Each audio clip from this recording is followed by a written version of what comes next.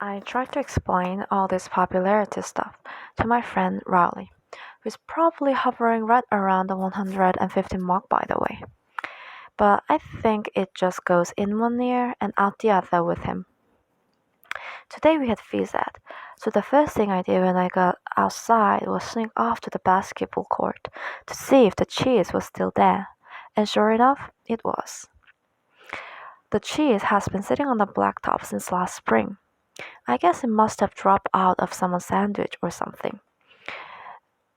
Um, after a couple of days, the cheese started getting all moldy and nasty, and nobody would play basketball in the court where the cheese was, even though there was the only court that had a hoop with a net.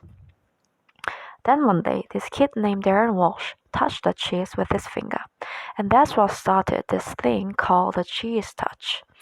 It's basically like the cooties. If you get the cheese touch, you are stuck with it until you pass it on to someone else. The only way to protect yourself from the cheese touch is to cross your fingers. But it's not that easy remembering to keep your fingers crossed every moment of the day. So I ended up taping mine together, so they stay crossed all the time. I got a D in handwriting, but it was totally worth it. Because this one kid named Abe Hall got the cheese touch in April, and nobody would even come near him for the rest of the year. This summer, Abe moved away to California and took the cheese touch with him.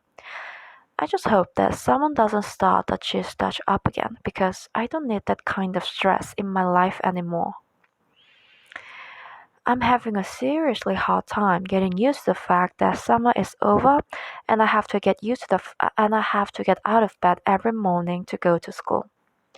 My summer did not exactly get off to a great start thanks to my older brother, Roderick.